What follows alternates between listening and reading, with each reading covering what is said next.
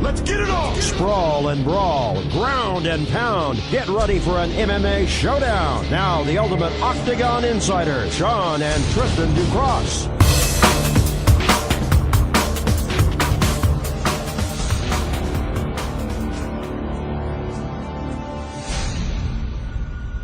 Always said with Demetrius that he could never sell, right?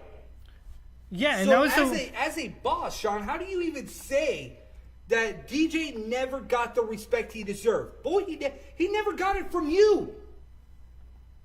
You made it perfectly clear that DJ was the issue.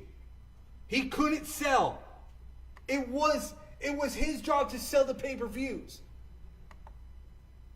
So where could he gain respect if you made it pointedly clear to everybody that you were the problem?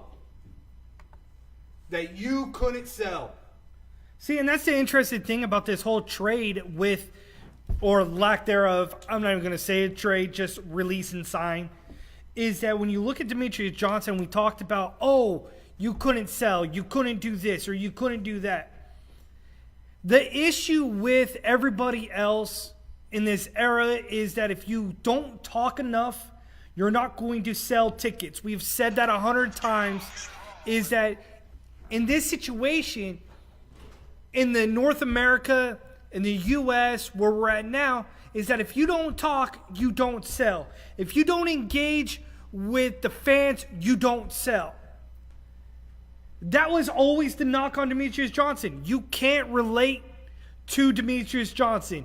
Demetrius Johnson is boring. It's the same reason why you can't relate to Stipe Miocic, is that these guys don't have the overabundance of personality. But in other avenues, in other areas, they are well respected. Demetrius Johnson is a big-time gamer. He's got that community. Didn't you notice that once he lost the Xbox deal, his popularity really declined? He was more popular when he was wearing an Xbox garb. When we knew that he was playing Xbox every single time before a fight or lead up to a fight that he was playing Xbox. But this is a guy that believed that it should be the job of the promotion to promote fighters, not the other way around. It should not be social media talking junk. And I know people hate this word, but bullying on social media. Because we're adults. We don't bully. Right. But Demetrius said that in order to become a name in the UFC, you have to bully your way through social media, talk junk to certain people to get certain people to buy into what he is selling.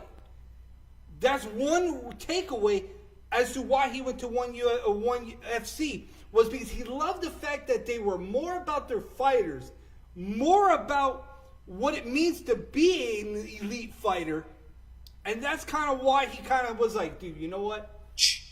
I had Hume, his head coach over there, so why not go to ONE FC? Ben Askren was always the guy that was poking the bear, trying to get everybody to buy into what he was selling to join the UFC. That was Ben Askren. Remember, he was blocked by Dana White, his now boss. This one is so weird and so different that when you talk about the situation, is that you listen to what Demetrius Johnson and why he's happy to go to Pride is the fact that, I mean, not Pride, the fact that he went to one championship is the fact that he watched Pride. He watched all of that growing up as a kid. And in the Asian market, they pride themselves in respect, integrity, and everything else in between. That's what DJ does. That's how he looks at mixed martial arts, is respect, integrity, everything else in between. So when you look at where the UFC is right now, there is no respect. There is no integrity for the sport. That's what happened after the Khabib incident with Conor McGregor. You look at that and says, well, you know, how do we fix this? Well, in his way, he's like, well, let's go ahead and just think about it. And he started talking to his agent. Can we go ahead and maybe look for an out? And, there's only so much. This guy did not want to leave the featherweight division. That's his home. But he's like, there's no reward, there's no benefit for him if he fights Henry Cejudo all over again for a third time. There is nothing that's going to benefit him. And when you look at that and you were like, well, there's no money. Okay, so what's the next avenue? Let me out of my contract. There is nobody left for him to beat in the featherweight division. He cleaned it out. He's one of the best pound-for-pound mixed martial artists in the game. Whether we like him or not, whether we think he's boring or not, he did subsequently what nobody else could have done in his era, is beat almost everybody in the featherweight division that the UFC has had to offer. And then rinse and repeat. Sean, in the flyweight division, there's only been 2 champions. DJ and in Henry. Now you're looking at the featherweight division, which there's only 3 champions. Together between featherweight, and your flyweight division, there's 5 champions. What's left? There's not a whole lot left to do for that division. So it comes down to the fact that at this point, why? Why should Demetrius Johnson stay put? What is left? There is more flyweights, more featherweights in ONE FC that are far superior than those in the UFC. So if you want to be claimed the best in the world and not taking something from that's going on in Saudi Arabia with the WWE Crown Royal, but best in the world, 11 title defenses. Pound for pound, one of the best fighters in the UFC. No respect given by his peers. No respect given to him by his boss. No, and now he's left. But, why stay? But this thing that everybody is failing to realize is that you said it earlier, is that UFC, Dana White blocked Ben Askren from ever coming to the UFC at one point in time. Are y'all forgetting that he was the welterweight champion in ONE Championship? Are you forgetting that this is the same individual that left Bellator as Bellator's welterweight champion? Isn't it ironic that he left another promotion again as champion? And to think about this, it'll be almost a full year removed since he really announced his retirement. This guy talks a big game about, I'm the best. And he says that he will never fight Tyrone Woodley for the welterweight title. And he says that he can prove to the world, fighting other people, to prove that he is the best. But now, you will never call out Khabib, you want to call out GSP, you want to call out Kobe Covington. This is ultimately why the UFC got Ben Askren. Because he's one of the best talkers, I'll give him that. Connor, Ben Askren, we're going to hear it for some time. But Ben Askren can't drop weight. No. Ben Askren is 170. He's talking about these mega fights with like Conor McGregor and the list goes on. But he can't drop weight. He can't make 155. So he is a welterweight. Now there is rumblings that he may, force the envelope again, like Nate Diaz, Dustin Poirier, saying there needs to be 165. So then you cut out the 170 and you make a 165 and a 175? Is it inevitable that the 165 division and the 175 division will eventually be created? Because now you have a guy who wants to fight mega fights, GSP, But Dana White has been on record as saying that there is no 165 division. But we've heard Dana White for almost, 3 years, 4 years, that there will never be a women's division in the UFC. We now have a bantamweight, a featherweight, and an atomweight. So who's to say that at this point in time that we will not see a 165 and a 175? Because the only way that Ben Askren can prove to the world that he is the best in the world is that he's got to claim a title. He can go ahead and fight who he wants to call out. But at the end of the line is that if he stays as a welterweight 170, he's got to be able to fight his best friend, his teammate, or hope the worst case scenario is that his teammate loses said title So he can get a title so he shot. can get a title shot. This whole situation about how we got here is a unique one. But it is a complicated one. Because the ONE FC, one championship, announced that one has acquired or signed Demetrius Johnson. UFC still has not acknowledged that they have Ben signed Askren. Right. Outside of Dana White tweeting Or about it. outside of the post on Instagram by your one and only Ben Askren. But you know what? To take Demetrius Johnson at one fighting championship, here's an interesting tidbit. So they signed a couple weeks ago Eddie Alvarez.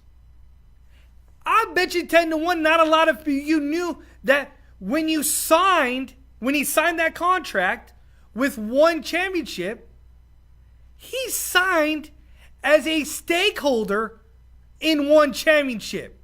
He is now a part owner of ONE Championship. So if you had to relinquish some stake in your company to sign Eddie Alvarez, what did you actually give up to sign Demetrius Johnson? To give him the opportunity to sway his vote and say, you know what? I want to go overseas. It's not just because of what Asia has to offer for the community. No, there's much more at stake here. So the question will always be, this is an untold story. And at this point, Sean, win-win situation, it could go both ways. But what happens if Ben Askren goes 0-2 in his first 2 fights? What happens if somehow, worst case scenario, Demetrius Johnson does not go over to ONE Championship and succeed right away? There's a lot of question marks and a lot of moving parts that many people don't realize to this right now. Yeah, because on surface, we see a historic trade. On surface. But when you dig deep, man, this could play 2 different sides. It could be a win-win situation. You get Ben Askren performed very well for the UFC. Demetrius goes over to ONE FC, performs very well. But then there's always that slight little thing in the back of your head. What if one of them, come on, we're in a sport, we're in a fight business, we're in money-making business.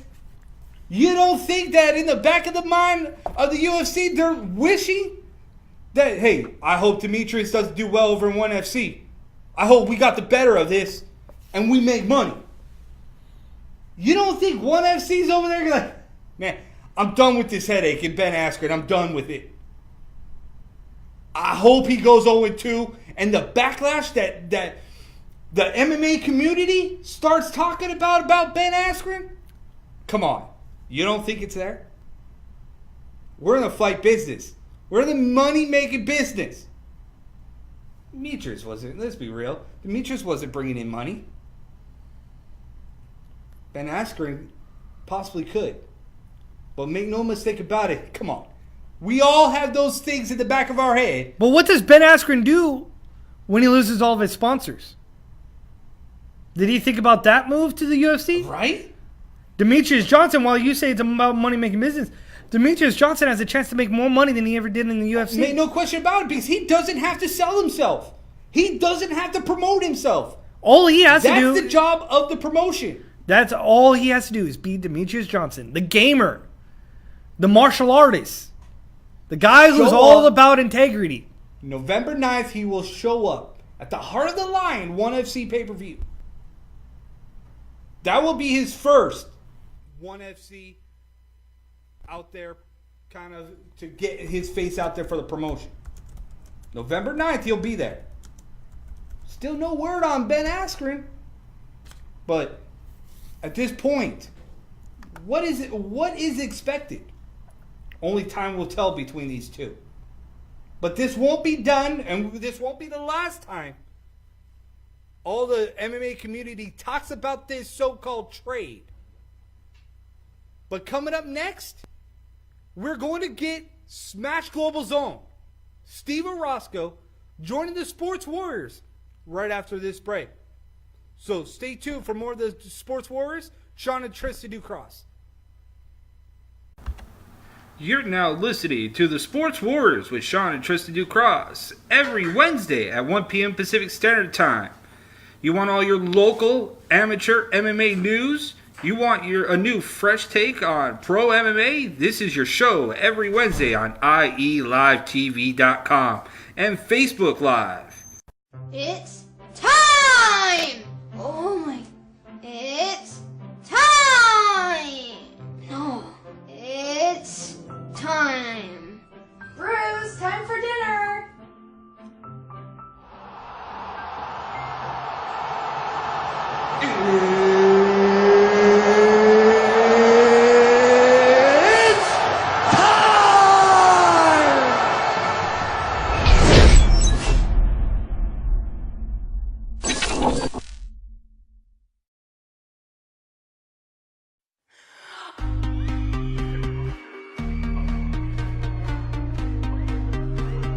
Hello, I'm Lyle Murdoch of IE Live TV. Have you ever had an idea or dreamt about producing your own show? Or maybe you just have an event that you'd like to make available online? Then contact us here at IE Live TV. We are using the latest technology in live streaming and top quality video equipment in our productions. Servicing all audio and video needs, our systems are compact, wireless, and completely mobile, so our presence is barely noticeable. Here at IE Live TV, we're doing high quality audio and video productions at a fraction of the cost of other production studios. To find us, just go to www.ielivetv.com or give us a call at 866-831-5737. IE Live TV for quality live video streaming.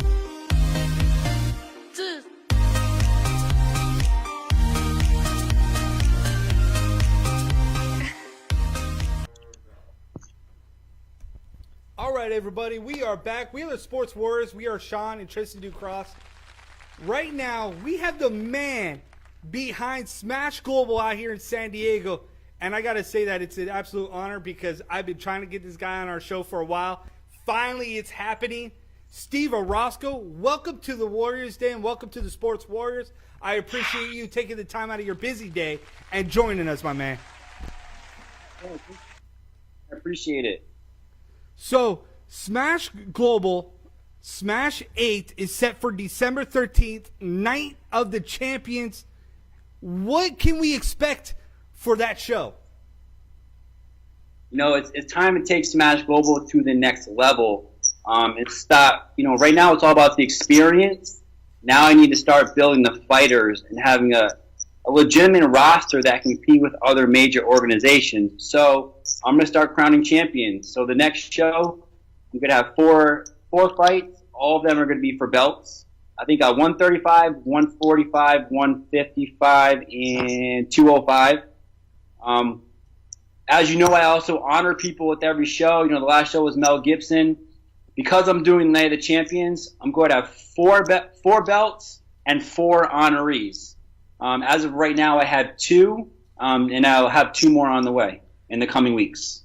Can you go ahead and let the fans in on who the 2 honorees are so far?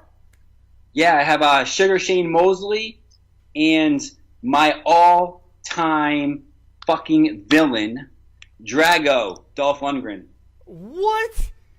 Yeah, yes. Which I'm really excited about. I've been trying to get him since Smash 4, but he's never here. I got lucky he has his movie premiere for Aquaman on December 12th, so he's going to be here. So it was an easy drop in the bucket. The timing is everything with these guys. And especially when you're leading right now into Creed 2 with Dolph Lundgren being in that movie. So, I mean, you keep doing big things with Smash Global with the honorary of all these celebrities, bringing them in. Now you got 4 title fights. How did you even get this vision to come to fruition like you have been? So when I got into MMA kind of late. I mean, I wrestled my whole life. I trained for a long time. I didn't actually get into a cage until I was like 29 or 30 years old, and I was too old to go through the ringer and fight a bunch of monsters to start my career at that age. So I fought a bunch of bums. I fought for Explode, as you guys know, XFS, a lot of feeders. I built my record. I think I got to 8-0. When I lost, I went to Australia. When I was there, man, I'm a very reality-based person. So at the time, I was 33 years old, had 3 knee surgeries, I had shoulder surgery, had a 1-year-old son. I was like, I don't think I'm going to be the next George St. Pierre, at this time. For me to actually get back into it and go through a camp again and try to get to the UFC, it was kind of like a foregone conclusion. So I said, what can I do in the sport to make it better? So the one thing I hate about my sport is the crowd. And I say this all the time. I mean, no disrespect to the fans, but MMA is a very NASCAR crowd, because of the way it was started. Tap-out T-shirts, Bud Lights, no rules, no weight classes, no gloves. Whereas boxing came from a very sophisticated, distinguished gentleman feel. People already had money. If you go to major boxing venues now, you'll see like 80-year-old Robert Shapiro and his 80-year-old wife in the first row, and she's in a gown and he's in a suit. I want that crowd. So my goal is to get the Formula One crowd involved in MMA. So no NASCAR, just Formula One, same industry, 2 completely different demographics. So, instead of having your $25 ticket local show that the fighters sell, tickets for the promoter, I have $500 tickets. And, obviously most fighters don't have that demographic. So I just have to do all the promotion myself to fill those seats. So when you started this promotion, how nervous were you doing something so outside of the box when you first said, you know what, I'm going full tilt? Man, when I started this, I caught a lot of heat because obviously I was in San Diego. To me, San Diego is still the mecca for MMA. There's so many teams there and so many fighters. I remember when I started it, the MMA community was resistant. I had managers and other coaches telling me that it would never work. You can never mix black tie and MMA. And that was that excited me. I was like, there's no way. How could that not fucking work? It works in boxing. It's got to work for MMA. Like, get your head out of the gutter. So I said, fuck it. I applied with the Athletic Commission, and I didn't know this, but when you apply with the Athletic Commission, they give you a temporary promoter's license. They say, okay, here you go. You have 14 weeks, or was it 12 weeks, to promote and put on a successful show, which is hard. I mean, it's your first show. So had my first show. I lost a lot of money on my first show. I had it at the Hard Rock Hotel, downtown San Diego. It was the first time they ever had an MMA event there. The event itself was absolutely amazing. The attendance was obviously very dismal. San Diego is more of a beer and festival community, not a black tie community. They're not usually willing to spend $500 to $1,000 on a ticket for something compared to LA. But the first show went well. The second show I had in San Diego too. And then I can't take credit for this, but I don't know if you know Jackie Callan. Mm-hmm. They call her the first lady of boxing. She was the manager for like Tommy Hitman Hearns, James Toney. So she's like a boxing icon when it comes to women. There's also a movie called Against the Ropes that Meg Ryan played her part. She came to my second show in San Diego because she actually wanted to get involved in MMA because she saw how it was growing. So she came to the second show. She absolutely loved it and said next day when we had dinner, She's like, you know, you should go to LA because of all the celebrities and you really be able to blow it up. So I trusted her judgment. I brought her on my team. I had my first show in LA. I literally followed her around Los Angeles for like 3 months. She introduced me to so many people, and that's how I ended up getting, you know, Freddie Roach as an honoree was because of her. Tommy Hitman Hearns was my host because of her. You know, just she was very good at connecting me, you know, with that first show. So that's what brought me to LA. It's all the celebrities. And these celebrities, like when you talk to them, they don't like going to big MMA events because they get bombarded by the masses. People don't realize how, even though it's part of their job, that's why they make money, it's very irritating if you're Sylvester Stallone and you want to go watch, you know, the UFC.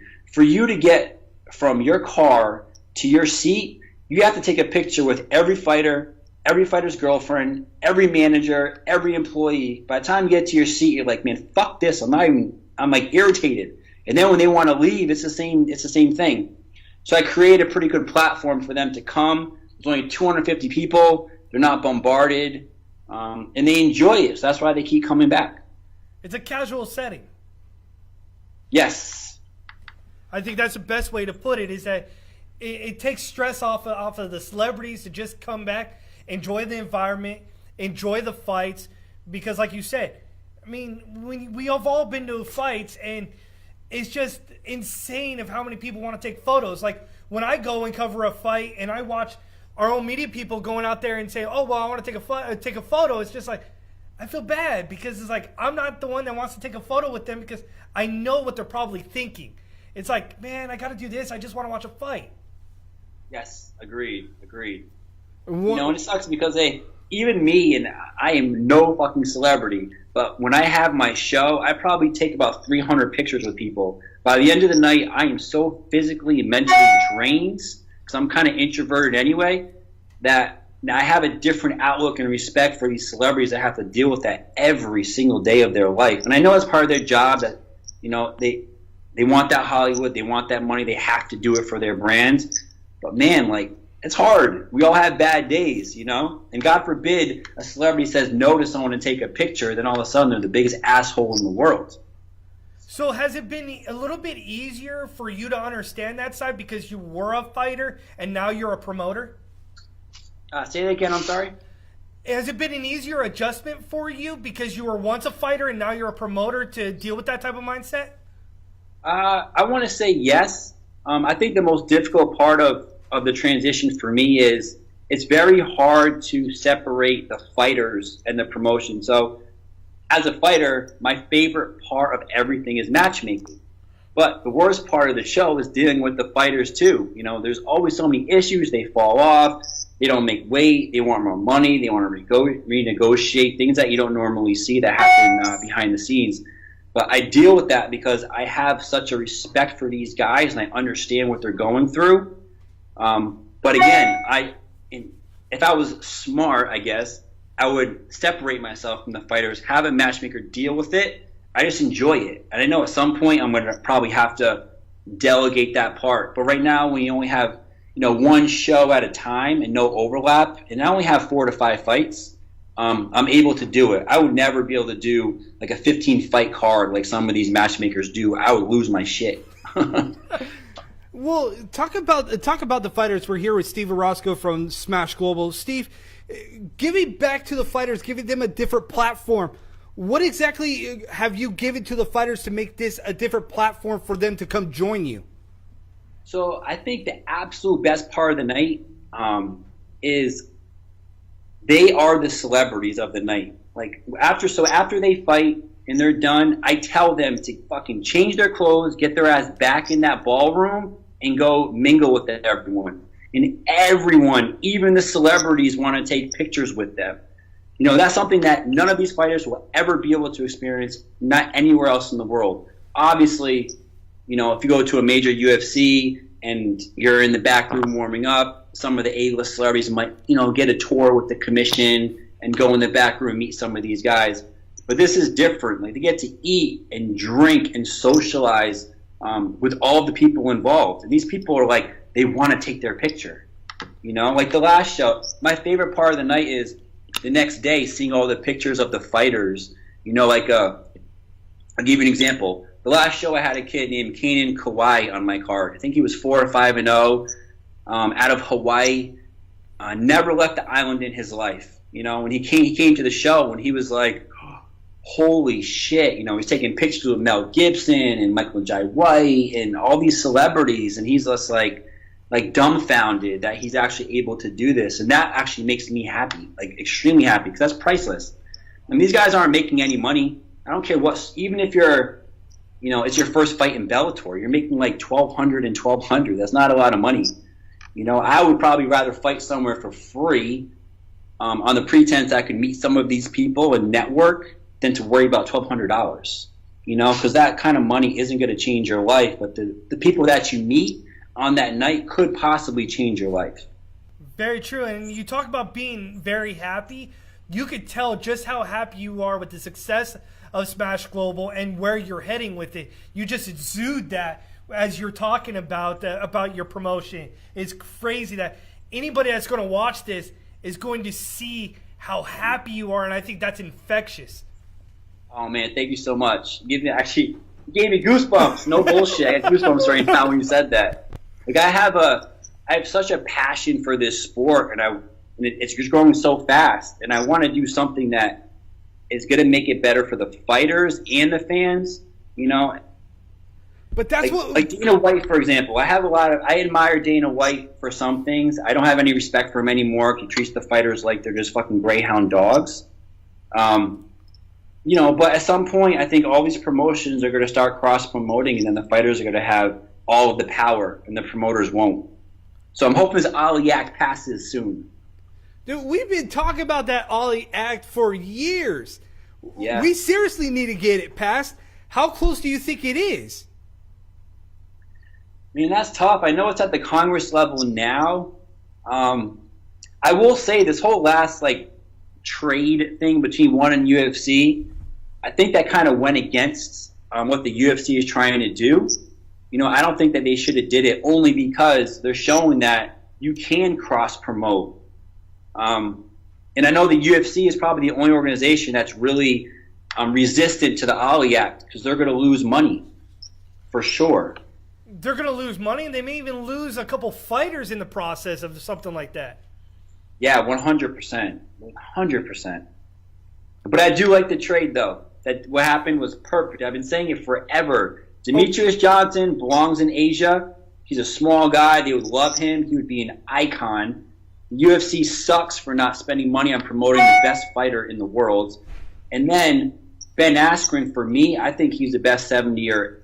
Not ever, but he is the best 7-year, in my opinion. I think he would smash. I think he'd beat almost everyone in the UFC, but we're going to find out really soon. But doesn't it hurt his legacy by him not wanting to fight Tyrone Woodley? I'm going to have to say yeah. And I haven't read into the details about the Woodley and Askren thing. I just know that in my head that they wrestled together at Missouri, and they got to be friends. So would they fight each other, you know? Yeah, and that's the whole thing is that they wrestled together. They still train together. They're still friends. And he's like, I'll never fight Tyrone Woodley. So what, are you actually wishing the worst case scenario for your best friend? Very true. I mean, he's going to have to fight Tyrone if Tyrone's still at the top when it happens. I mean, I think Askren needs to come here and beat maybe 2 top 5 guys and then go for the belt. I really want to see him fight Kobe. That's what I want to see him fight. So you would rather see him fight Colby instead of Darren? Yes. Yeah, I think he would smash Darren Till just because Till's wrestling. It's just styles make fights. He would beat Till. But him and Kobe's more interesting, and I don't really like Kobe. He's a fucking dick. So we go from Smash Global to talking about this trade. Now I have a question. About this trade now. Yeah. We were talking about this trade earlier in the show, and I was talking about that it could be a win-win situation for both sides of the parties. But my issue is that what if, because we're in a money-making business, what if Ben Askren goes 0-2 in the UFC? Or Demetrius goes 0-2 in ONE FC? What happens then? I think Dana. The only reason why Dana White was willing to trade is because he truly believes that Ben Askren can't compete in the UFC, and he thinks that the Kobe and the Till and the Tyrone will beat him. So by bringing Askren, who is supposed to be one of the best, at 170, by bringing him over and him getting smashed by the UFC guys, he's going to show that the UFC is, head above water over everyone else. On the flip side, I don't see anyone at ONE Championship even competing with Demetrius Johnson. I just don't see it. He's so amazing. But I don't know. I don't know how the 125 is when you go overseas. It's, I think, a little bit different than here. And that's what I was saying is, I don't think there's anybody in ONE Championship that can compete on his level. And they're like, well, you need to dig a little bit deeper. And it's like, all right. I mean, you have Akhmedov, who's 25-2, who's one of the best strikers that is in the flyweight division for ONE FC. You have Adriano Morales, who is 17-3. I mean, there's flyweights that are stacked over in ONE FC. Like, if you want to test out if you're best in the world and you claim that you are, I mean, ONE FC is a great way to do it. And for Demetrius Johnson, he doesn't have to worry about selling himself over there. Oh, no. It still is crazy to me that the UFC couldn't have spent, whatever, a couple $1 million on promoting Demetrius Johnson and letting all these casual fans know why he is so great. But they expect the fighters to do it, which I understand. Fighters have to market themselves. But the UFC could have spent money and made Demetrius Johnson a fucking household name. Household name. Well, I know when he goes to Asia, he will be a household name because, they like the little guys. I feel like the 125 division there is like the heavyweight division here.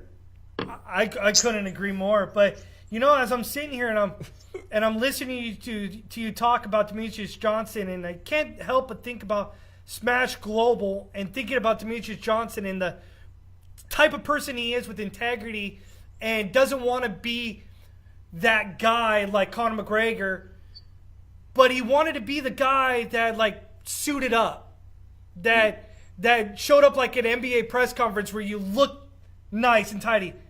He would have fit with Smash Global. 100%. 100%. I'm a big DJ fan, man. He's such a cool cat. Such a good guy. It's like those two would have been a match made in heaven. It's like what Demetrius Johnson's looking for and why the reasons why he went to ONE FC is like if he wanted to stay in North America, Smash Global could have been that other platform if he wanted to stay here. Maybe that's just me thinking big box. Yeah. One day I'm going to be there. My ultimate goal, I'm going to say this first time I've said it out loud, my ultimate goal is one day for Smash Global to be at a certain level and I can look Dana White in the eye and tell him go fuck himself. Heard it here first. There you go. Here on the Sports Warriors, where our tagline is Cross the Line, we got Steve Orosco keeping it 100 here with us as he gears up for Smash 8, set for December 13th, Night of the Champions. 4 title fights, wants a roster for fighters. What do you want to get out there right now so you can start grooming your roster right now? What are you looking for in terms of fighters? So I'm actually doing something a little different with this show. How do I say this? So my heritage, for example, is my father's from Trinidad, so I'm West Indian, and I have a friend of mine, if you might know him, his name is Shad Gaspar, who's a WWE cat. And we had this conversation, he's Haitian. He was like, man, he said, there's so many fighters in the Caribbean and the West Indies that are just tough. They don't have resources. They're never going to get noticed. And I was like, you know something? You might be right. As soon as I got home, I went on Tapology because I use Tapology, not SureDog, because they give like more details. I can search for guys based on region and record and all that. So I went and searched all these countries in the Caribbean. I started with Trinidad because that's where I'm from. And I figured if I found some good guys there, I could fly there and do a backstory about my country and everything else. So I actually found a bunch of monsters. I had one kid who was 15-1 at 135, another kid 6-0, and another kid 5-0. They're all like Sambo world champions. I didn't even fucking know they had Sambo in Trinidad. They're all going to Romania in November for the Sambo Championships. So I'm having all 3 of these guys, so 135, 145, and 205. They're going to fight on this card. So what did it mean to you by going back to Trinidad and finding these monsters that are part of your heritage? Man, it just makes it more personal. The things that I'm not supposed to be doing as a promoter, you know? But it's, you know, for me, I'm all about always giving back. I always raise the money for charity. And for me to give these kids an opportunity, like, for example, when I met Kenyon on the last show, and he thanked me till he was blue in the face after he fought for the opportunity because he never had the chance to leave Hawaii. And I was like, oh my God, like that, like, I was like very heartfelt. So to be able to do this for kids, you know, that are monsters that probably would never get recognized by the UFC because they probably look at the West Indies or Caribbean as non-competitive markets, is very like thrilling for me. So obviously I'm hoping they come here and smash everyone. I shouldn't say that. That's probably how I'm going to feel. I'm going to be very nerve-wracking because if all three win, that would be great. Then like I said, I can fly to Trinidad, you know, before the next show and like do backstories on them and train with them. I want to like do some reality TV content. So it could be a good marriage. I completely agree. I think that's what's probably missing, or the next step for you is to get your brand out there, is do something like that and get it out there on social media. And the last question here going out is, you mentioned your titles earlier. Do you happen to have a concept designed already of the titles you're going to be giving out? Or is it similar to the one that you've shown, that you've handed out to the honoraries? Yeah, it's going to be the same one. So the same one I give the honorees, the same one that I give the fighters. All right, so belt. Smash 8, December 13th, Night of the Champions. Steve Orosco, for the first time, giving out 4 title belts. 4 honoraries will be there. 2, you have Sugar Shane Mosley, and you have Dolph Lundgren. I'm speechless about Dolph Lundgren because I've been a huge fan of his since I was watching movies and action movies. That's my dude. Yeah, man, me too. That was like the one guy growing up, I was like, kind of scared of you. You know one guy I would like to see you honor? Jean-Claude Van Damme. Jean-Claude, yeah, he actually, so my 5th show when I honored Steven Seagal, I was actually supposed to honor Jean-Claude Van Damme. It was all locked in. We had a bunch of phone calls. But at the time, he was shooting this movie called Blackwater. Yep. And it was in Oklahoma. No, it was in Mississippi. And the filming was until like the 21st. My show was on the 24th. Unfortunately, 2 days before the show, I get the phone call that they extended his filming till the 28th.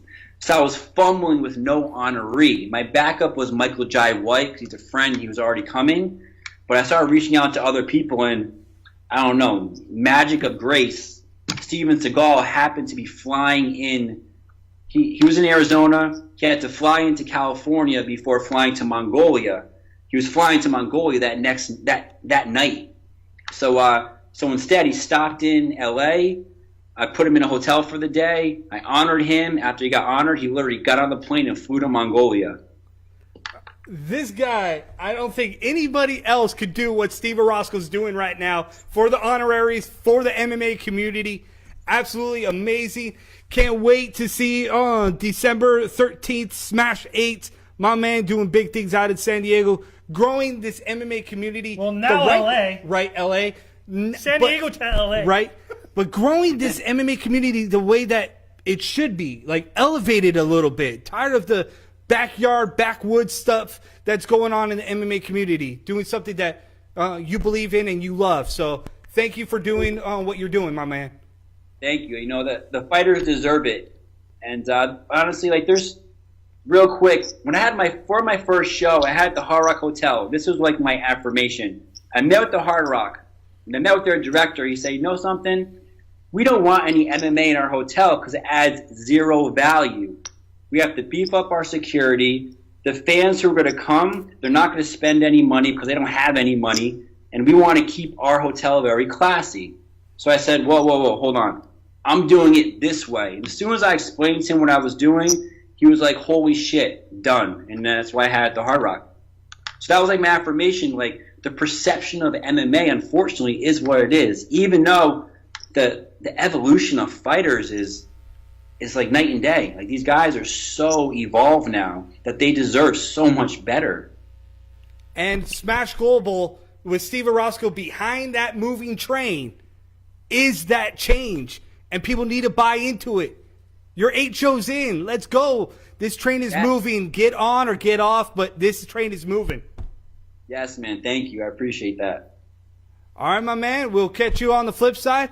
Steve Orosco, Smash Global, Smash 8, December 13th, Night of the Champions.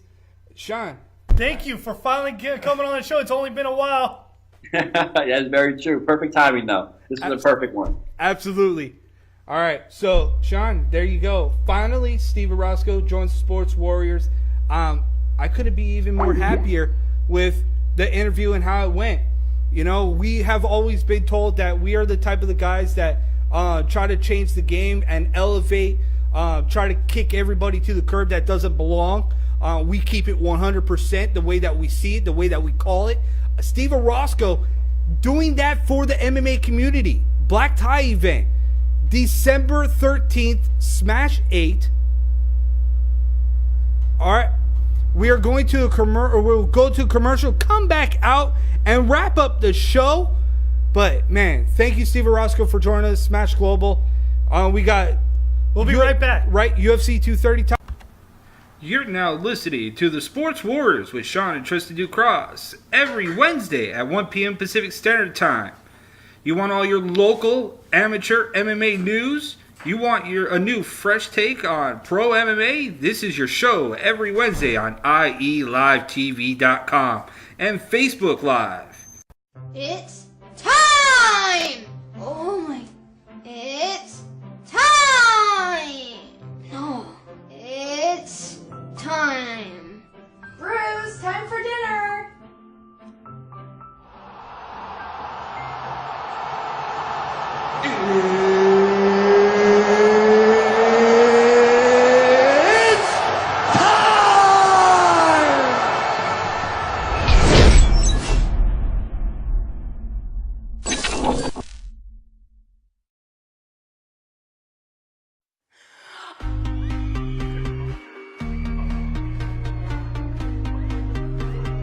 Hello, I'm Lyle Murdoch of IE Live TV.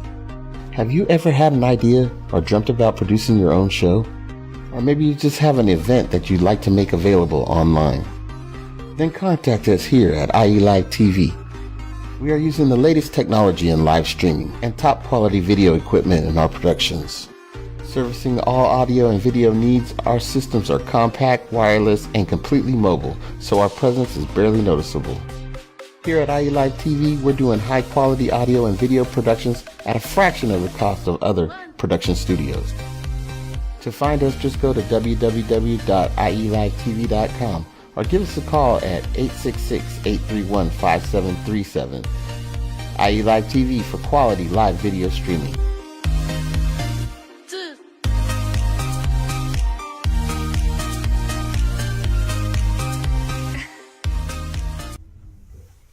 All right, everybody. We are the Cross Brothers Sports Warriors as we get ready to wrap up the show. Steve Orosco from Smash Global, dude. Appreciate your time. That was a fun interview, right? We talked about December 13th, Night of the Champions. Finally, going to crown 4 champions in Hollywood. I mean, you can't make this stuff up. This guy had a vision, and it is literally coming together. Every single event, he's doing something different and to improve the culture of what the MMA community and giving back something a little bit different for these fighters. 4 titles will be handed out as he continues to build his roster and his vision, his dream. It's coming true. And his special guests so far, 2 out of the 4 have been named. Sugar Shane Mosley and Dolph Lundgren. What the? I was speechless when he said that. I was like, Dolph Lundgren, dude. Hello. Huge fan of Dolph Lundgren. But UFC 230, real quick before we get out of here. DC, Derek Lewis, it's going down. Sean, instead of waiting for the big fight versus Brock Lesnar, he's taking this fight against Derek Lewis. With a bum hand. With a bum hand. A guy who has no cardio. This could be a train wreck or a grappling match that made you go. Yeah. I mean, I'm looking at this. He got Derek Lewis got lucky against the KO against Volkov. The only thing exciting about this fight is that if DC wins this fight, DC announced it that that Brock Lesnar is expected to fly from Crown Jewel in Saudi Arabia To New York, to New right? York for this event, and DC says, if you're there, Brock Lesnar, and you come into the octagon, I'm going to slap you know what right out of you. Yes. I owe you one. I just think everybody's going to tune in to see if, in fact, Brock Lesnar does show up and if DC is going to slap him. Because you're going to try to slap a grown-ass man upside the head like Brock Lesnar. Good luck. Right? But in the meantime, that's pretty much all we have left for you is to talk about that, because to us it was a little bit more important to talk to Steve Orosco because we talked to him from about Smash Global to the trade with DJ and Ben Askren. Even he was very insightful on that too. It was a fun interview. It was, out of everybody that we've had a chance to interview, that was right up in there, probably my top 10. Right? Top 10? Top 10 interview. He was fun. Top 10 interview with Steve Orosco, Smash Global. Sean, we're done. We're out of here. And we probably won't be back until the new year, just because our full-time jobs are going to get in the way.